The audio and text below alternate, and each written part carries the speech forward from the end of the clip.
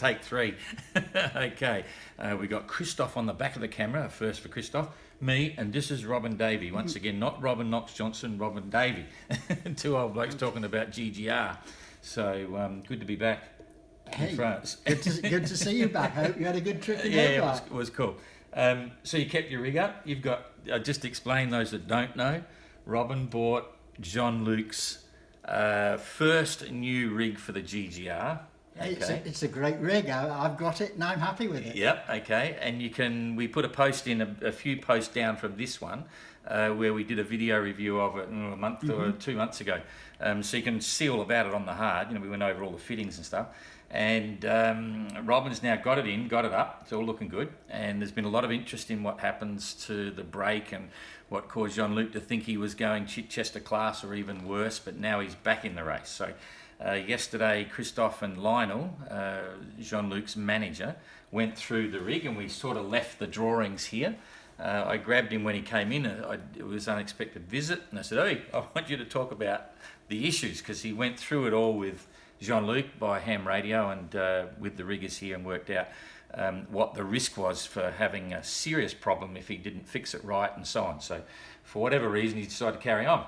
So, and Robin was really interested in what's going on because his rig's similar, but there are differences. So I think first we should just explain what happened, right, to the rig. So this is Lionel's drawing, not mine. Basically, this is the main mast section. He's got a twin spreader rig, okay? And just below the spreaders, you have 2 lowers on each side. So you have a front and rear lower coming down either side of the boat. And they're actually attached, if we move over here, they're actually attached with a bolt. But let's go now. Imagine this is one side of the mast, so the starboard side, whatever. There is a bolt that goes all the way through the mast. So if this is the mast column there's the bolt going through the mast, and this is the plate. So there's the bolt coming out of the mast. There's a tang plate here, and then one of the lowers comes off like that, off that plate. The other lower comes off this plate here, and that bolt holds it to the mast. So that's the bolt there going through the mast, and this plate would normally hang out here, and the rigging comes down there and there like that. Okay. Now, we discussed it at the time. I distinctly remember when we did the review of the rig, how I'd never seen anyone put this sort of support plate above it to support the bolt. Okay. And that's actually held in with about 5 or 7 rivets. 7 rivets. Yeah, I counted them this morning. I went to have a look at my mast just to make sure we know what we're talking about. Yeah, I'd never seen that, but anyway, that was to support the bolt, to stop it from slipping down more.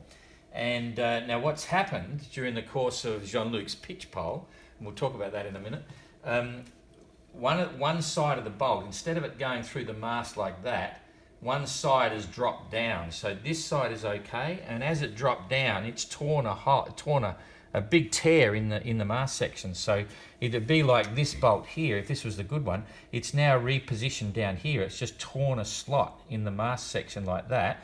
Now the plate is there, the rigging's there, and this whole thing is twisted down, okay?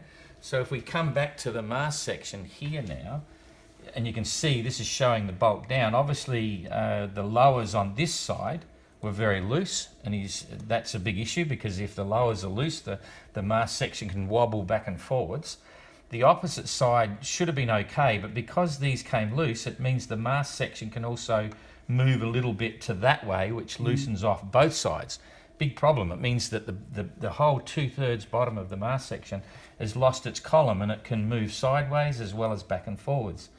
The interesting thing was that apparently, and this is strange, apparently these inters here got loose. So the way it's rigged, the wire comes up, they're discontinuous. So there's a fitting here, and there's a new bit of wire that goes in there, a new bit there, and then there's a new bit that comes all the way up to the side, the caps going up the side there. So apparently these went loose. So the first thing he's done is to stop this falling any further, and I'm not sure, I didn't listen to Lionel, and you can speak up, Christoph, if you think on this. They may have tried to lift this up, but I don't think they did. I think all they've done is they've made some lashings here between the base of the spreader and then that bolt, to stop the bolt going any further down. and then he's managed to tighten up the rigging just using the rigging screw. He's climbed the mast and gone out to check all these fittings, particularly that setup, to make sure that the bolt arrangement is exactly the same, to make sure it didn't fall down, but they're apparently okay. So he's just tightened up these inters here, the diagonals, and that's it. So it's a pretty simple fix, if you can call it a fix, because it's still some big issues, eh? There's still big issues there, yeah. I mean, the lashing here, it's hard to know exactly what he's done, but I mean, I've been imagining what would be my game plan, and you could have lashings around here. I'd have lashings from over here coming around the front of the mast under the tangs, and I'd be winding a massive amount of tension into what's pulling that bolt further, to pull that bolt up as well. Yeah.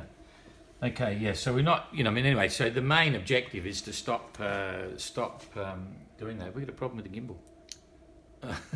Okay, we might have to stop this because it wobbles around a bit too much otherwise. Anyway, okay, so that's the issue. And obviously when it failed, all of these rivets actually popped, and the whole thing, I'm not sure whether it just tore out and whether that's in place or whether the rivets actually pulled out. Did they say anything, Christoph, about that? No? I think the rivets would have to have pulled, because there's so much solid stainless that I doubt that would have broken. I think it'll have ripped the whole thing down. Yeah. Okay. So a couple of other things in your mast. You've got, if this is the mast section here cut across, you've got a doubler plate on the inside. Yes. Right, which goes up to, that goes up to here, and it goes all the way down into the deck itself, the mast right the way down. So the whole bottom section of my mast has a quite substantial stiffening. Yeah, and it also increases the wall thickness, but sadly it finishes below the it's bolt. Actually on my mast it's 3 feet below, it's 2 feet below the bolt, and it's 3 feet below the spreaders, so it probably should have been continued up here above the spreaders. Yeah, and the shocking thing for me, I would have assumed that Jean-Luc actually had the same thing, but Lionel says no, he doesn't. So on Jean-Luc's there's two issues again. He doesn't have the internal doubler plate, apparently that was left out to save weight, and secondly, the section size on the first one, which is the one you've got, which was reasonable size. Jean-Luc actually dropped his back another size, so it's a little bit smaller. So not only is there only one wall thickness there for this bolt holding the whole lot up, the wall thickness itself is probably slightly thinner than your standard one. Could be. I'd be very interested to check all this out when he gets back, and to see what he has to say and what Sparcraft have to say and so on. Yeah. The other interesting thing I'd say, I remember when I saw this on your mast the first time we did that video review, I hadn't seen this done before, because in all the masts we've built, I've probably got 20 rigs because we used to build boats as well, and all yacht spas in Australia, they have a standard procedure. They do a big pad, like an external doubler plate, that goes on all the way around the mast, and that's to increase the wall thickness, so it's double wall thickness. When the bolt goes through, there's a spacer tube in the middle to stop compression, but it's always been the practice to have a doubler where, by the way of the bolt, any bolts, and the spreader bands, when the spreader bands go on, it's doubled up. Yeah. And I thought this was, that's probably just as good, it saves weight, but maybe it's an issue. The other thing I should do, I'm going to get my little yacht here, just to clarify, some people might not even know what a pitch pole is. So obviously if there's the mast, people get knocked down, you know what that is, the boat just goes sideways, goes down a wave and sideways. But we found out on Jean-Luc's phone call that he actually got pitch poles. So if this is the bow of the boat, he's gone down a wave and started to go round, but then the bow dug into the trough and the stern came over the bow, and then he rolled back up again, sort of thing.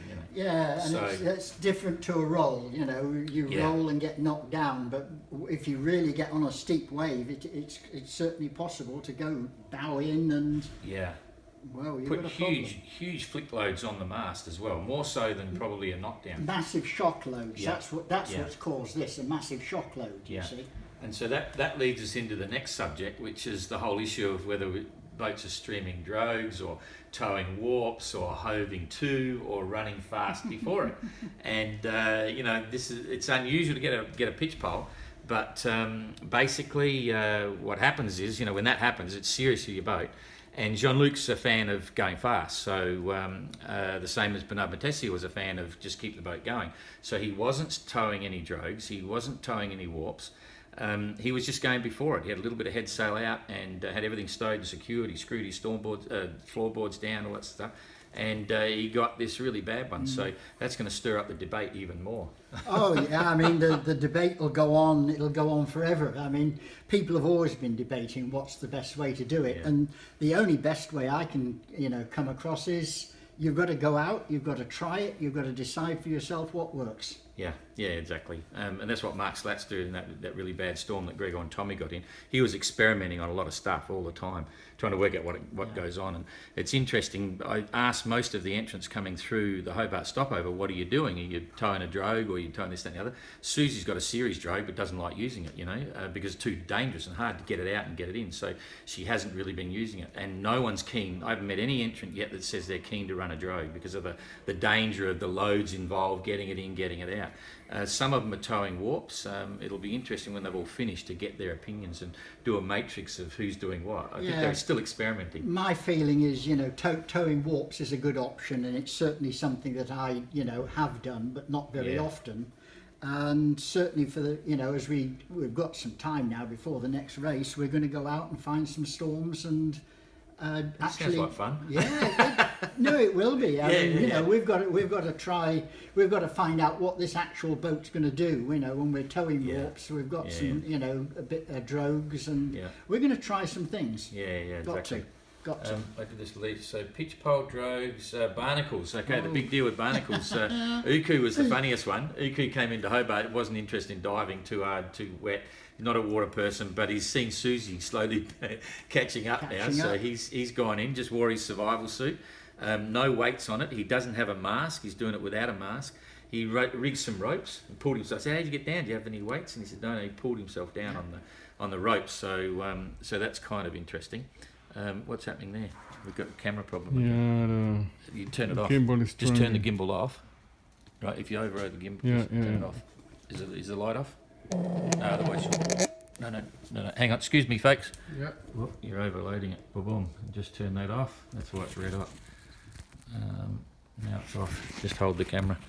Holy dooly. Okay. Yeah, I mean, barnacles are potentially a big problem. When I sailed down to Cape Town the first time back in 1980, I had exactly barnacles like Yuku had when I got back to England. In the warm water, those barnacles really grew. So, absolutely. I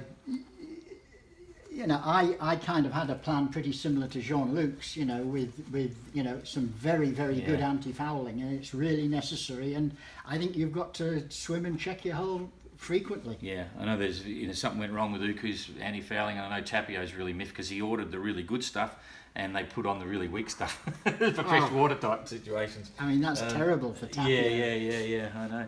And the last one is mast climbers. I put a post on Jean-Luc's using like a top climber system, feet and sort of one-way Jumars and all that sort of stuff. A few of them have got masts, got steps and stuff, and I think steps are good, but you can still get flicked off. So you still got to have some sort of a harness and climbing system. So we don't have a list of what people are using, but we will eventually and see what they're doing. What do you usually use? I've got at the moment I was up the mast today just to check out what was on my mast. I've got a top climber, which is the like a Juma thing up and down. So that's the system I've got. But I'll also have a chair with a 4-to-1. So I can pull myself up, and it's on a friction, so that if I let go the rope, it actually will only lower me very slowly. Which is what I've used in the past. So I'll have a couple of methods, and I'll have some steps at the top, so I can actually get at stuff and work on the mast at the top of the mast. That's cool. So now Jean-Luc's been up the mast 7 times, I think. Oh. He's been up 4 times because of this issue. Another time he went up twice, and another time he went up once to have a look. So he's getting pretty good at it. Yeah, but I mean, seriously, you know, and I mean, I think about it today, just on the dock here. Yeah, hard work. It's hard work Yeah, on yeah. the dock. So think what it's like when you're actually swinging around. Yeah. You know, and he says he's bumped and bruised. Yeah. He's probably black and blue all over. Yeah, He's taken absolutely. a beating doing Yeah, this. absolutely. So he's done, Yeah. you know, a phenomenal job. Yeah. One final one with Loic, I don't know whether we spoke about this before, I think we did, but where, you know, obviously the big risk of losing your mast is the punching a hole in the hull. And Loic's the only one that's had that, so we'll watch with great interest how JEAN-LUC carries on. He's got a bit of a blow coming up on Sunday. There's a bit of a blow, but it's changed a lot in the last day or so. But unfortunately, it looks as if it's going to be behind him. So, because he can't go to windward, he doesn't want to go to windward. Even close reaching's a problem because he doesn't want the hull to be pounding. Yeah, and So I mean, flex I think actually his great challenge, whilst it might seem as though it's getting round Cape Horn, which obviously it is. Yeah, it'll be up further. His really great challenge is when he gets up into the windward work, Yeah. especially if he's got 20 knots of trade Yeah. winds north of the equator, where he's bouncing, you know, Yeah, it's that close boom, reaching. boom, just pull. boom, Yeah, boom. exactly. Well, he's gonna have to change his game plan. He'll have to work another way around. He's going to have to Yeah. reach off a little bit. Yeah, which is going to work into the hands of Mark Slats. So the race is still on, you know. Susie's after big Uku, still on, Mark's yeah. after JEAN-LUC. Tapio, I'll be happy to catch Istvan, but Istvan's got his eye on Susie as well. That's right, and coconuts after everybody. Oh, well, Coconut's not sure about that now because he spoke to him on the phone today, and you probably heard it. If you haven't, then he's down to 45 litres of water and stopping in Hobart sounding attractive. Let me put it to you that way. And not forever, but he looks as if he might like to stay for a day or something and get some water. And I know his family's going to be there, and it's going to take him 6 months to get from the side of the to Hobart. So I'm not sure when he's going to arrive up here, but it's all good fun. He's having a ball. Okay. He's having a good time. Yeah, absolutely. Everyone does it their own way. So that's probably all. Sorry about the camera stuff. Jane's not here today. She's not feeling too well. So, and it's not Christoph's fault. He's a great cameraman. We've got equipment failure. But we're still here. So we'll see if we can press the right buttons and turn it off. You can turn it off now, Christoph. Oops. We got it? You got it? Oh, it's gone. Hang on. That one. Are